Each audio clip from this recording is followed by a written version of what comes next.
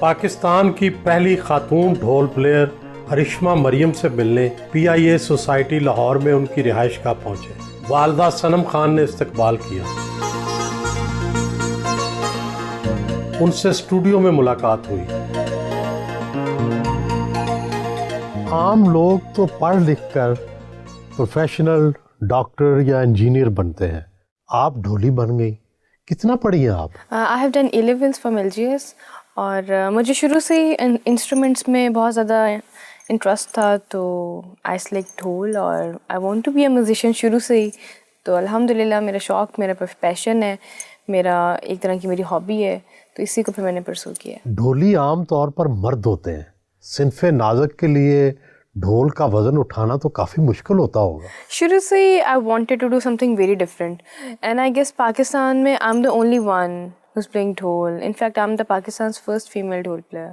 वालदा तो आपको शायद टेनिस प्लेयर बनाना चाहती थी। जी बिल्कुल, मैं अंडर 15 मैंने खेला भी है। सर खालिद और सर मानला मेरे कोच थे मॉडल टाउन क्लब की तरफ से, और मेरा इंटरेस्ट नहीं था, मुझे टेनिस प्लेयर नहीं बनना था, मुझे म्यूजिशियन बनना था। तो मैं मामा से कहती थी कि जी मुझे ढोल ही सीखना है या कोई और जैसे कॉन्गो सीखना है, तो उन्होंने मुझे कहा कि सीख लो शौक़ के लिए ना। लेकिन वो शौक़ में मैंने उसको प्रोफेशनली प्ले करना शुरू कर दिया। फिर जब मेरा शौक़ था, फिर मेरी पूरी फैमिली ने बहुत ज़्यादा सपोर्ट किया। उनका था कि अगर इसका माइंडसेट नहीं है टेनिस की तरफ तो ठीक है, हम फोर्स नहीं करेंगे। तो मुखालफत नहीं हुई? घर में तो नहीं हुई। सोसाइटी में कितनी एक्सेप्टेंस है, कितना कबूल किया जाता है एक खातून ढोली को? अच्छा, मेरे शोज़ के कुछ क्राइटेरियाज हैं। मैं फैमिली इवेंट्स करती हूँ, वेडिंग इवेंट्स और कॉर्पोरेटिव इवेंट्स। अब मैं जैसे मेन इवेंट्स होते हैं या बैचलर्स इवेंट होते हैं, मैं उनमें नहीं प्ले करती हूँ। तो जहाँ भी मैंने प्ले किया है, वो चाहे PSL हो, वो लिबर्टी राउंड अबाउट हो, जब क्योंकि हम ट्रांसमिशन रिकॉर्ड कर रहे होते हैं उधर, कहीं भी मैंने प्ले किया है। हमारी जो नॉर्मल लोग हैं वो इतना ज़्यादा सपोर्ट करते हैं, और होता है ना कि हुटिंग हो जाएगी, रैगिंग हो जाएगी, बदतमीज़ी हो जाएगी, नहीं, ऐसा बिल्कुल भी नहीं है।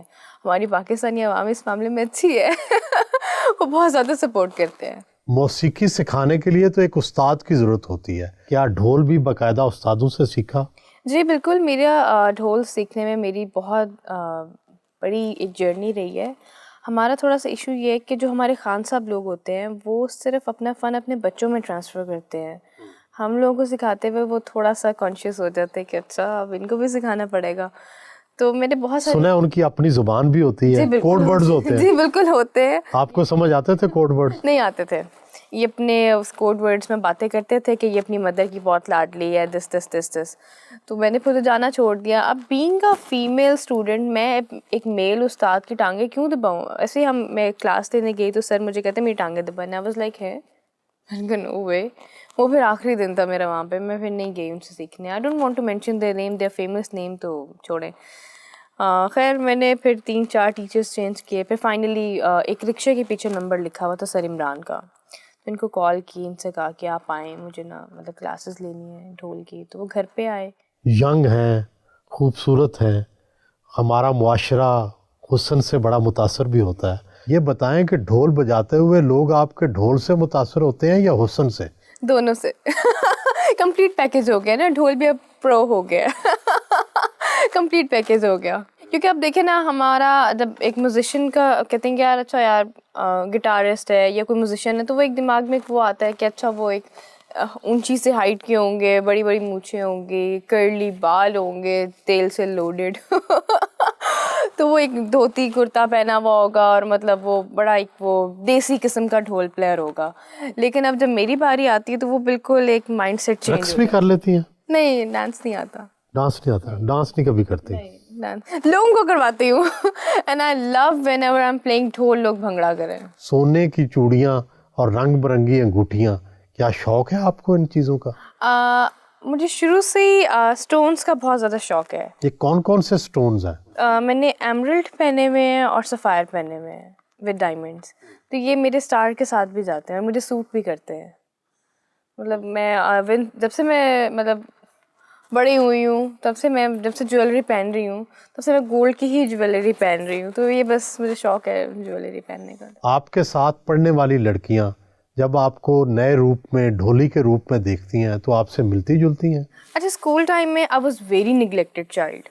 बिकॉज मुझे ब्रेन ट्यूमर था और मुझे वो क्लास मेरी रिपीट करनी पड़ गई। सबसे पहले जो मेरी थी class teacher, I will mention her name because उन्होंने मेरा वो वाला बहुत क्रूल टाइम लेके आई थी मुझे। उन्होंने एक तरह से कह दें कि बहुत टफ टाइम दिया। टीचर नगमा, उन्होंने मेरी मदर से कहा कि ये ट्यूशन कहाँ पे पढ़ती है? तो मामा ने कहा जी सर घर पे आते हैं। तो उन्होंने कहा नहीं, मैं क्लास टीचर हूँ, इसको मेरे पास ट्यूशन रखवाएं। तो मामा ने कहा जी ठीक है। तो मैंने टीचर नगमा के पास ट्यूशन जाना शुरू किया। अब वो जो पेपर्स होते थे वो टीचर मुझसे क्लास में फ़िल करवा लेती थी, मैं कर देती थी। और जब फाइनल पेपर होते थे तो क्लास में टीचर मुझे कहती थी आप बैक पे जाओ, सबसे एंड वाले टेबल पे बैठो एंड गो टू स्लीप।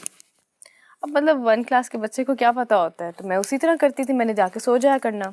अब वो जो हमारे 3-4 सेक्शंस थे उन सब में मैंने टॉप किया, मैं 2 में हो गई। अब मैं जब 2 में हूँ मैं फ़ेल हो गई क्योंकि मैंने पढ़ा ही कुछ नहीं हुआ था। तो वो जब 2 क्लास मुझे दोबारा रिपीट करनी पड़ी, इट वाज सो डिफ़िकल्ट। और वो मतलब मुझे सब कहते थे oh you failure, you are so loser, हमें तुम्हारे साथ नहीं बैठना। इवन जो मेरी टीचर्स के बच्चे थे वो कहते थे हमारी मामा मना करती हैं तुम्हारे साथ नहीं बैठना, हम फेल हो जाएंगे, यू आर अ फेलियर। मैं इतना रोती थी कि यार मेरे साथ तो कोई भी नहीं खेलता है। और मैंने ब्रेक टाइम में ऐसे देखना और मैंने रोना कि देखो मेरे साथ कोई भी नहीं खेलता। अच्छा मैं रोते हुए उनको कहती थी देखना एक दिन आएगा तुम लोग मेरे साथ बैठने को तरसोगे और मैं बात नहीं करूँगी। और मैं ऊंची ऊंची रोती थी, देखना ऐसे ही होगा, देखना ऐसे ही होगा। एंड अल्हम्दुलिल्लाह today I am on that stage. ये क्या लिखा हुआ है? This is always in my mind, forever in my heart. Coco. Coco is my dad. I don't call him Papa, Baba. I call him Coco. तो जब से I lost him, तो I got a tattoo for him. तो इसमें क्या होता है जब कोई इसको पढ़ता है तो I felt कि he's always with me. तो my tattoo says all about my dad, always in my mind, forever in my heart. That's it. वालिद की क्या क्या याद आती है? कोको की यादें, Coco is always with me. Coco को मैंने कभी भी अपने पास से अलग नहीं होने दिया। लोग कहते हैं ना कि टाइम आता जाएगा तो सब्र आ जाएगा, इट्स नॉट लाइक दैट।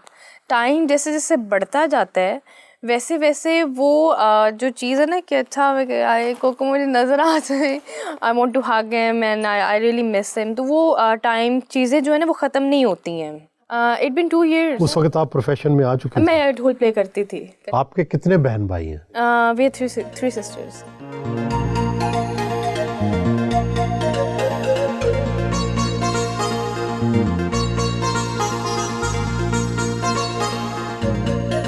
बहनों और वालदा के हमरा नाश्ता किया। रिश्मा कैसी बेटी है जी? इसकी सबसे अच्छी बात क्या है और कौन सी बात है जो आप इसको समझाती हैं? ये जब पैदा होने वाली थी ना तो इसके पापा ने 25 तोले में इसके लिए चम्मच और एक कटोरी बनवाई। इसको सोने की चम्मच से ना गुड़ती डली हुई है। अच्छा, इतनी लाडली थी? अभी भी बहुत लाडली थी, नहीं है। इसके सारे नाश्ता हम उठाते हैं। इसको ये समझाते कि गुस्सा ना किया कर, दिल की बहुत अच्छी है, लोगों की हेल्प करती है, कि सबका ख्याल रखती है। इसको हर एक की बर्थडे याद होती है। और आपका इसका ढोल बजाना कैसा लगता है? आप सुनती हैं ढोल इसका? पहले तो बड़ा अजीब लगा जिस दिन इसने मुझे पहले दिन कहा ना कि मामा मैंने ढोल बजाना है, आप यकीन माने मेरी रीढ़ की हड्डी से दर्द निकल गया। मैंने कहा है ये तो गिलास नहीं उठा सकती, किचन से इसे को ना गिलास ले तो रास्ते में तोड़ देती है, तो ये ढोल कैसे उठाएगी? कहते नहीं मामा मैंने सीखना है। फिर इसको सिखाया। पहले हम कोई इसके उस्ताद थे उनके पास जाते थे, फिर घर उस्ताद रख के दिया। लोग कोई बातें तो नहीं करते मुआशरे में? नहीं करते हैं, मेरी अपनी फैमिली के लोग भी करते हैं, मेरी कज़नें करती हैं, कहते जी बेटियों को रहमत बनाओ, जहमत ना बनाओ। मैंने कहा तस्वीरों के लिए मर भी रहे होते हैं, तस्वीरों के लिए मर रहे होते हैं, बातें करते हैं लेकिन एक एक पिक के लिए कह रहे हैं हमारे साथ तस्वीर एक हो जाए, हाँ, एक सेल्फी हो जाए, फिर सबको निकाल के दिखाना भी है कि ये हमारी कज़न है। फिर ना हमसे चोरी देखेंगे, फिर आगे कहेंगे वो आजकल रिश्मा का कोई शो नहीं हो रहा। मैंने कहा आपको कैसे पता चला? कहते यूट्यूब चेक किया था, इंस्टा चेक किया था। रिश्मा की सभी बातें अच्छी हैं, बुरी बात कोई भी नहीं है, बस कभी कभी गुस्सा कर लेती है, मेरे में तब बुरी लगती है, तब बहुत बुरी लगती है। किन बातों पे गुस्सा करती है? कि अगर मैं लेट तैयार हो रही हूँ तो तुम जल्दी तैयार हो जाओ, जल्दी तैयार क्यों नहीं हो रही हो, काजल ऐसे क्यों लगाया है, इसमें तो बहुत डांट पिटती है मुझे। बड़ा प्राउड फील होता है जब इसको देखते हैं। और ढोल बजाना मुझे अच्छा लगता है और सबसे अच्छी बात यह है कि इससे ज़्यादा मेरे से प्यार करती है। ये लो झूठ, ये तो बहुत झूठ है। नहीं, हकीकत है, हकीकत है। सबसे ज़्यादा मेरे से प्यार करती है। अम्मी बहनों में नहीं, फिर पापा से करती है। और कुछ बात समझाती भी हैं आप, आपकी बात सुनती हैं कि नहीं? नहीं, बिल्कुल भी नहीं। सुन लेती है, कहती बाद में सुनूंगी। वो तो अपनी भी नहीं सुनती तो। वो कभी भी नहीं सुनती, वो अपनी मर्जी करती है। कैसी लगती हैं आपको रिश्मा? आपको बहुत प्यारी लगती हैं, बहुत अच्छी लगती हैं। और आप क्या बनना चाहती हैं? मैं बड़ी होकर एस्ट्रोनॉट बनना चाहती हूँ। अच्छा,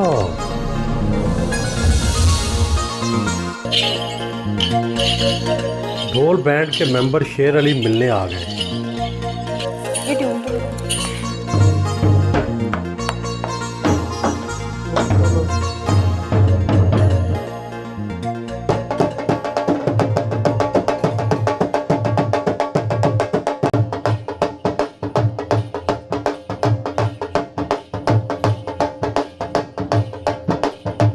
जैम सेशन किया।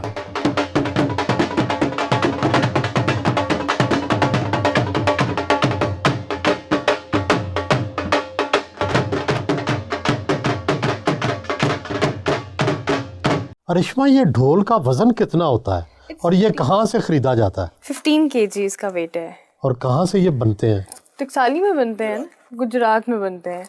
और लेकिन मैं तो खुद वहाँ पे कभी भी नहीं गई। जैसे शेर Ali is my band member और जैसे सर इमरान है, तो जैसे मुझे कोई नया ढोल चाहिए होता है तो फिर मैं उनसे कहती हूँ। और ये जो खाल है ये किस चीज़ की बनी होती है? ये स्किन है, ये एक्सरे है। अब वो जो स्किन वाले ढोल हैं अब वो कम यूज़ होते हैं, बिकॉज अगर वो कॉन्सर्ट पे वो फट जाए तो उसको मैनेज करना थोड़ा मुश्किल हो जाता है। तो ये जो स्किन है इस पे इसको टेप करके या इसको किसी तरीके काम निकल जाता है, टेम्परेरी आप एक। और इसकी जो ट्यून सेट करने के लिए आपने जब शुरू किया तो आपने दिया कि इसकी ट्यून सेट कर दें, वो कैसे होती है? मैंने ढोल कभी, मुझे ट्यून करना आता है लेकिन मैं खुद से नहीं करती, मेरा बैक पेन निकल आता है। ये जो है ये जो है इससे इसको जब आप खींचते हैं तो इससे ढोल ट्यून होता है। अब वो इतना इसमें वो जान लगती है कि मेरा बैक पेन निकल आता है। एक ढोल की कितनी कीमत है अंदाजन? 25,000 से स्टार्ट होता है। मेरे वाला की प्राइस जो है इट्स 45। अभी जब आप ढोल बजा रहे थे आपस में बैंड के साथ तो आंखों ही आंखों में कुछ बातें कर रहे थे, वो क्या थे? वो क्योंकि हमारे जैम सेशंस करके वो एक माइंडसेट हो गया हुआ होता है कि मैं खुद बोर होने लग जाती हूँ कि अच्छा लेट्स चेंज द बीट।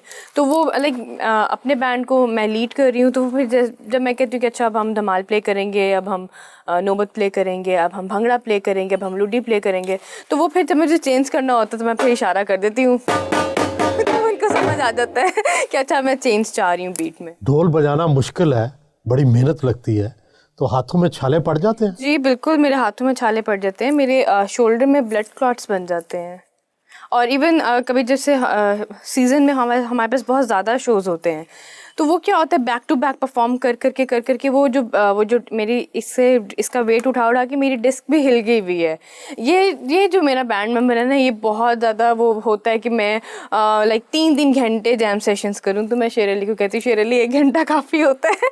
तो ये कहता है कि नहीं, क्योंकि इसने मुझे एक थ्योरी समझाई अपनी लैंग्वेज में, लेकिन जो मैंने समझा वो ये है, अभी राइट नाउ ढोल is 15 kg, right after 5 minutes ये मेरे लिए 20 kg हो जाएगा, राइट आफ्टर 5 मिनट्स ये मेरे लिए 25। मतलब जैसे जैसे टाइम बढ़ता जाएगा मेरी स्ट्रेंथ ख़त्म होती जाएगी, और ये जब मैं इसको उतारती हूँ तब तक ये मेरे लिए 100 kg हो चुका हुआ होता है। क्योंकि वो मैं प्ले भी कर रही हूँ, मैंने ऑडियंस को भी देखना है, और एक वो माइंड में बीट भी चल रही है, स्माइल भी करना है, एंजॉय भी करना है ढोल को, और वो उसका वेट भी उठाना है। तो वो एक टाइम में इतनी सारी चीज़ें चल रही होती हैं।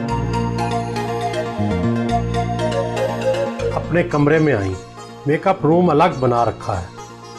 This is my makeup room, और मेरे पूरे मेकअप रूम में जो मेरा फेवरेट पार्ट है वो नेल पॉलिशेस का है, बिकॉज आई मस्ट से मेरी पर्सनालिटी में नेल आर्ट बहुत ज़्यादा इंपॉर्टेंट है, ये मेरा फेवरेट पार्ट है। और second thing is this one, मतलब ये 2 ही शौक हैं सबसे ज़्यादा मुझे।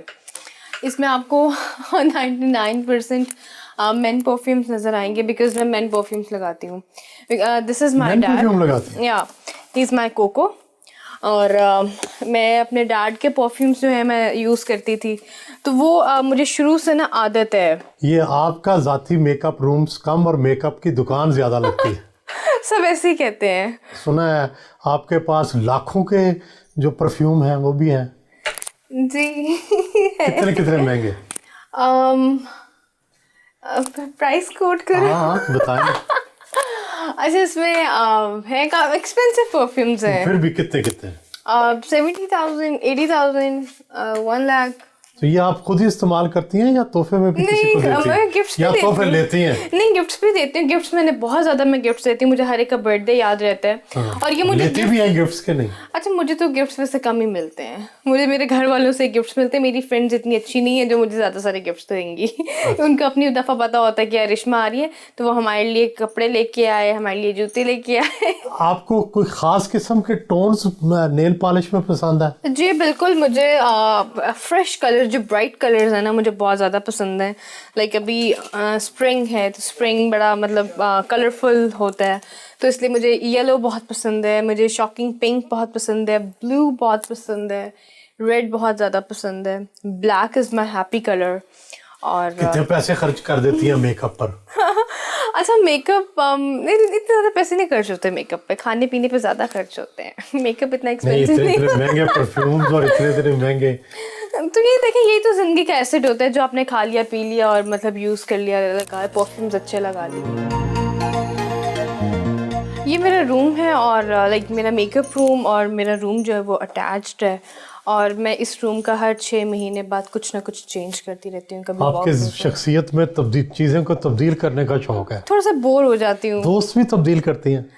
नहीं, मेरी जो बेस्ट फ्रेंड है ज़ारा है, वो यूएस चली गई हुई है, तो वो काफ़ी अर्से से वही है। टिमी है, तो मैं नहीं फ्रेंड्स नहीं चेंज करती। पहले मैं फ्रेंड्स बनाती नहीं हूँ, जो हैं बस वही हैं। मैं ज़्यादा नहीं फ्रेंडशिप्स करती हूँ क्योंकि मेरे माइंडसेट पे लोग कम आते हैं, मूडी हूँ। खैर, तो मैं हर वक्त मैं कुछ ना कुछ सोचती रहती हूँ कि जी अब कर्टन चेंज हो जाए, अब बेड बैक चेंज हो जाए, वॉलपेपर चेंज हो जाए, तो मुझे कुछ ना कुछ चाहिए होता है कि लाइट्स चेंज हो जाए। वो फिर नई नई फील आती है कि आप एक नए रूम में हैं।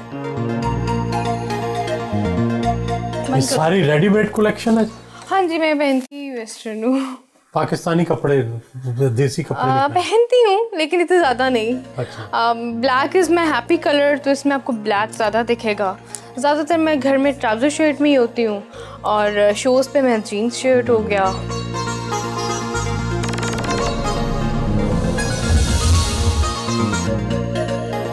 घर से रवाना हुई, सोसाइटी कब्रिस्तान आई।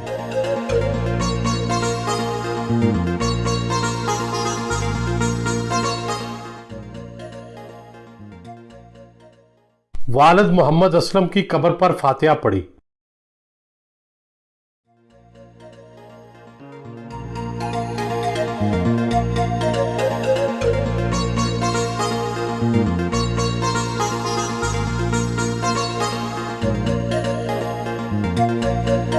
वर्जिश के लिए बरकत मार्केट में वाक़ जिम आई।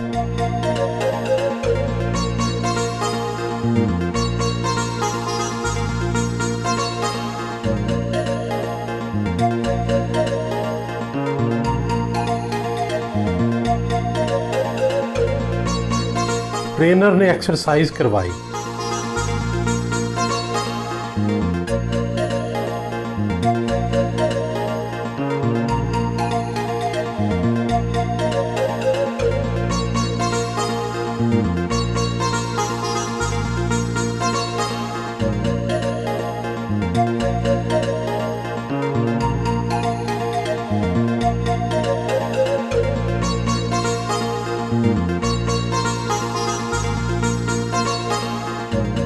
क्या ढोल बजाने में आपकी ये एक्सरसाइज, आपकी ये वर्जिश मददगार साबित होती है? जी बिल्कुल होती है, क्योंकि समटाइम्स क्या होता है कि मैं शोज़ पे बिज़ी होती हूँ और उस तरह से मैं नहीं वर्कआउट कर पाती हूँ। लेकिन जब एकदम मैं आती हूँ और वो जब क्रैम्स बनते हैं, तो वो जो क्रैम्स हैं उनका मेरे ढोल के साथ बहुत ज़्यादा कनेक्शंस है, क्योंकि जैसे मैं थोड़ा सा एक्सरसाइज कर रही हूँ और मैं साथ में जैम सेशंस भी कर रही हूँ, तो वो काफ़ी मुझे उसका रिलीफ मिलता है, काफ़ी ज़्यादा मुझे उसका बेनिफिट है। आपके ढोल बैंड में सोल स्टार तो आप हैं, बाकी टीम कैसे सिलेक्ट करती है? एक दो टीम्स हैं, जैसे शेर अली है, शेर Ali is my band member, एक दो और हैं बॉयज़ जिनको मैं जानती हूँ। तो समटाइम्स क्या होता है, जैसे शेर अली इज़ नॉट अवेलेबल तो दूसरे को बुला लिया, sir Imran is not available तो किसी और को बुलवा लिया।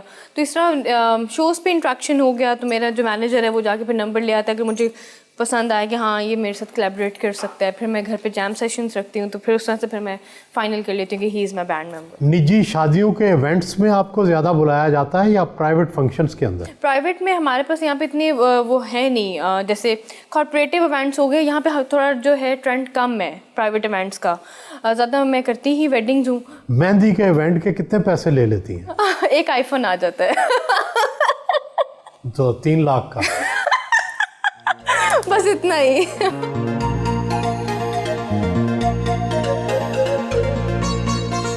आपका आइडियल मर्द कैसा होगा?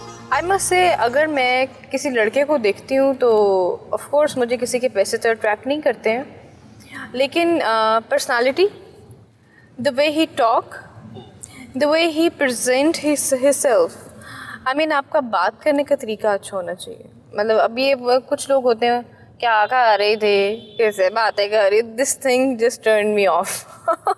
A bad accent really turns me of. लंबा कद, गोरा रंग, क्या इनसे मुतासर नहीं होती? नहीं, आई मस्ट से ब्यूटी जो है वो आपके इनर में है। लाइक अभी तो आजकल खूबसूरत होना कौन सा मुश्किल है। आपको ज़िंदगी का सबसे मुश्किल मरहला कौन सा लगा और सबसे खुशी का लम्हा कौन सा? सबसे मुश्किल था जब आई लॉस्ट माई कोको। तो मैं जो कभी ज़िंदगी से कभी मैंने एक्सपेक्ट किया ही नहीं था कि मतलब ये टाइम भी मुझे देखना पड़ेगा, तो वो सबसे मुश्किल था। और सबसे अच्छा टाइम था, मैंने अपनी सिस्टर को कोको को मामा को उम्रा करवाया, तो that was the best time for me. और मैं अपने पापा के जूते पकड़ के मस्जिद नबी के बाहर खड़ी हुई थी, तो वो अंदर से आ रहे थे, तो वो मतलब मेरे लिए बड़ी हैपनिंग मूवमेंट थी कि मैंने अपने फादर के जूते मैंने ऐसे पकड़े में, तो वो आके उन्होंने मुझे प्यार किया। तो he used to call me Chhotu putra and he used to speak Punjabi, लेकिन मेरे साथ वो उर्दू में ही बात करते थे। लेकिन वो उस वक्त इतने इमोशनल हुए हुए थे, मेरे पास आए, मुझे हक किया, मुझे किस किया, तो मुझे कहते कि मतलब this was gift by your side, मतलब हमारे पास इतना इतना पैसा है, मैंने कभी नहीं सोचा था कि यार लेट्स गो फॉर उम्रा, लेकिन वो कहते हैं वो बुलावा आए तो आप जाएंगे। तो बस रैंडमली मैंने प्लान बनाया कि जी जाना है। तो वो मेरा मतलब मुझे गिफ्ट्स देना बहुत अच्छा लगता है अपनी फ्रेंड्स को, फैमिली को। तो मैंने फिर वो अपनी फैमिली के लिए the one of the best gift वो मेरे लिए यही था कि यार लेट्स गो फॉर उम्रा। मेन मार्केट गुलबर्ग में अपनी पीआर मैनेजर से मिलने उनके दफ्तर पहुंची, आइंदा प्रोजेक्ट्स पर मीटिंग की। प्रमोशन इनकी सोशल मीडिया वगैरह सारा हम देख रहे हैं, इनकी पीआर देख रहे हैं, और हम लोग कोशिश करते हैं कि हर कोई 15-20 दिन के बाद कोई ऐसी चीज़ या कोई ऐसे इंटरव्यू अपलोड कर दें जिससे अरिश्मा की जो है वो जो सोशल मीडिया की एक प्लेटफॉर्म है वो इनके डेली कहीं ना कहीं लोगों को नज़र आ रहे हैं। अभी अरिश्मा की जो फेसबुक की रीच है वो माशाल्लाह 27 मिलियन है, 27 मिलियन, तो वो एक अच्छी खासी ऑडियंस होती है और ये एक्टिव है। ऐसा नहीं है कि हम सिर्फ आपको नंबर्स बता रहे हैं, ये वो वाली ऑडियंस है जो हर 5-10 दिन के बाद ना बढ़ रही है। अरिश्मा के साथ जब से हम काम कर रहे हैं उन नंबर्स में और अब के नंबर्स में बहुत फ़र्क है। गूगल से भी कुछ कमा रहे हैं? जी बिल्कुल, कोशिश जारी है। कॉपी राइट के मसले आए हुए थे, वो किए हल, क्योंकि आपको पता है जब कॉपी राइट के स्ट्राइक आती हैं तो चीज़ें रुक जाती हैं, वो आगे नहीं होती, प्रोसीड नहीं होती, तो वो मसले हल किए। अब चीज़ें जो हैं वो अच्छी हो गई हैं, स्मूथ हो गई हैं, तो इंशाल्लाह गूगल, फेसबुक, इंस्टाग्राम, यूट्यूब हर एक से इनकी अर्निंग होगी और माशाल्लाह अच्छी होगी। कोई आप इनको एडवाइस करती हैं? एडवाइस हम लोग डेली करते हैं बात, और अरिश्मा की अच्छी है चीज़ कि वो कोई भी चीज़ करने से पहले या कोई भी डिसीजन लेने से पहले इनके लाइफ में जो भी चल रहा होता है प्रोफेशनली वो एक दफ़ा अपडेट करती हैं कि ये चल रहा है, ये होने वाला है, तो क्या होना चाहिए, क्या करना चाहिए।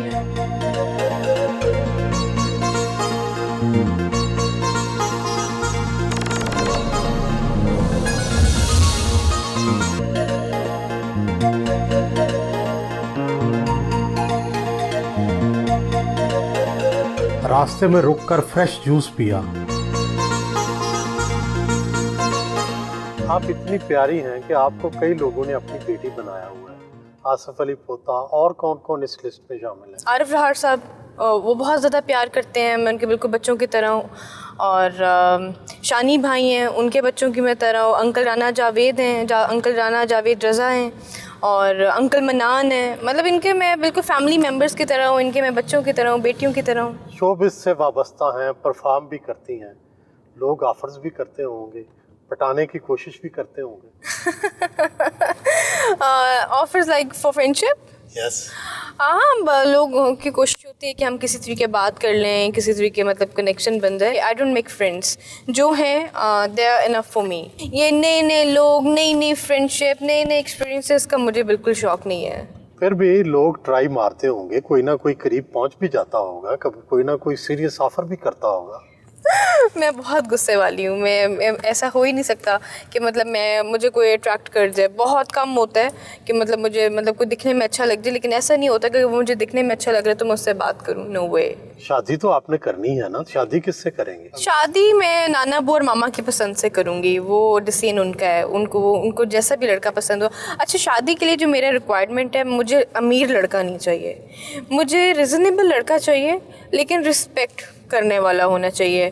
ये नहीं हो कि मतलब वो राइट लेफ्ट उसके अफेयर्स हों, और जितना अमीर होगा उतने उसके चौंचले ज़्यादा होंगे।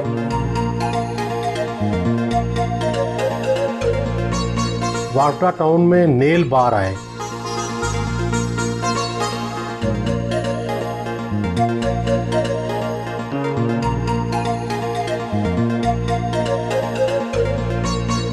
नाखन नए सिरे से पेंट करवाए,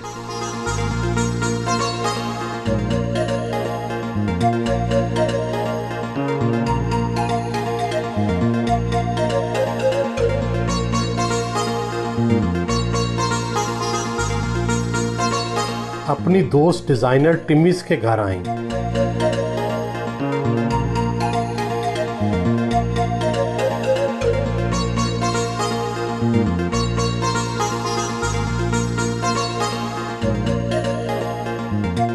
हम दोस्त हैं, बहुत अच्छे दोस्त हैं, और काम जो है दोस्ती के हमारे बाद स्टार्ट हुआ। पहले दोस्ती हुई, फिर काम स्टार्ट हुआ।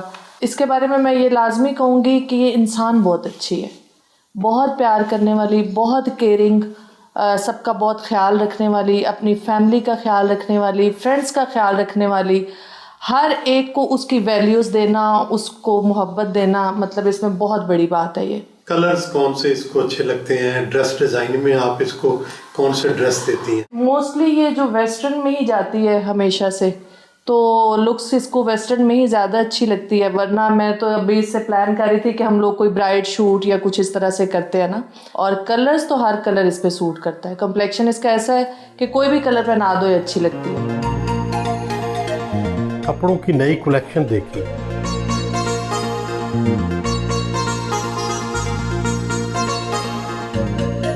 हाई टी का एहतमाम किया गया था।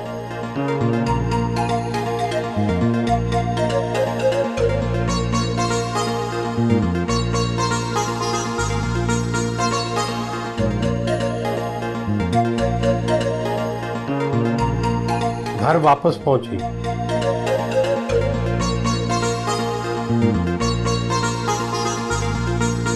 रात का खाना वालदा के हमरा खाया।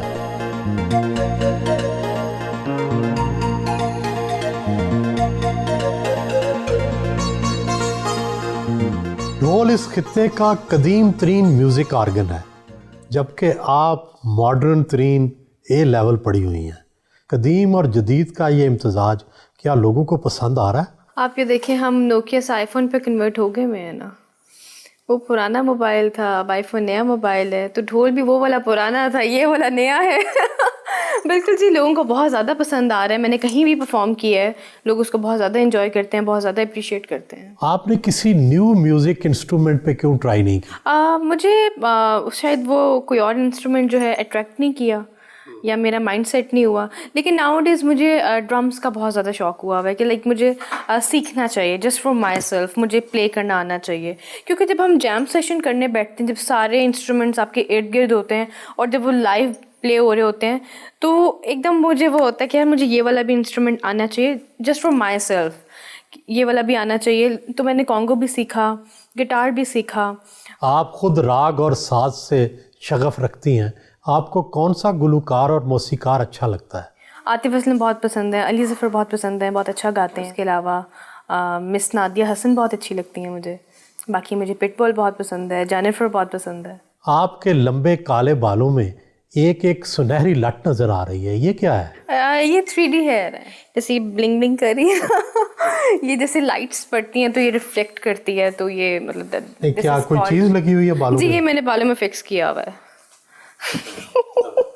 फिल्में तो देखती होंगी, कौन सी अदाकार और अदाकाराएं पसंद है? साहिर लोधी साहब के साथ मेरा अभी कुछ दिनों पहले एक इंटरव्यू था, तो एज अ एक्टर तो मैंने उनको उस तरह से नहीं देखा, लेकिन as a person he is such a nice person. उनकी सिस्टर मिस शाइस्ता लोधी वो बहुत अच्छी हैं। बॉलीवुड में, हॉलीवुड में, बॉलीवुड में मुझे करीना प्यारी लगती है।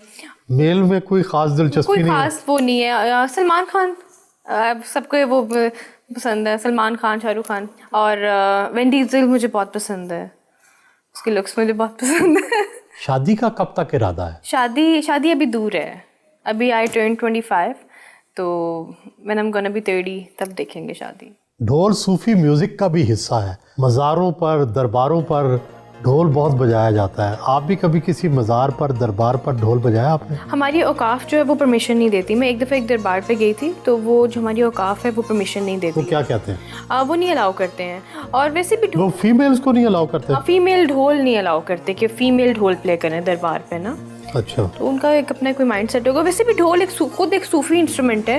व्हेन एवर आई प्ले ढोल, वो चाहे घर पे हो या कॉन्सर्ट पे हो या किसी की वेडिंग इवेंट पे हो, तो ढोल हम शुरू ही धमाल से करते हैं। पहले नौबत है, फिर उसमें एक लीड प्ले होती है, फिर धमाल स्टार्ट होती है, फिर धमाल से वो बाकी ग्रूव, जैसे वो एक कैमरा यूँ फ्रेम खुलता है, ढोल का भी इसी तरह का सिनेरियो, वो फिर धमाल के बाद सारे उसके विजन्स खुलते हैं।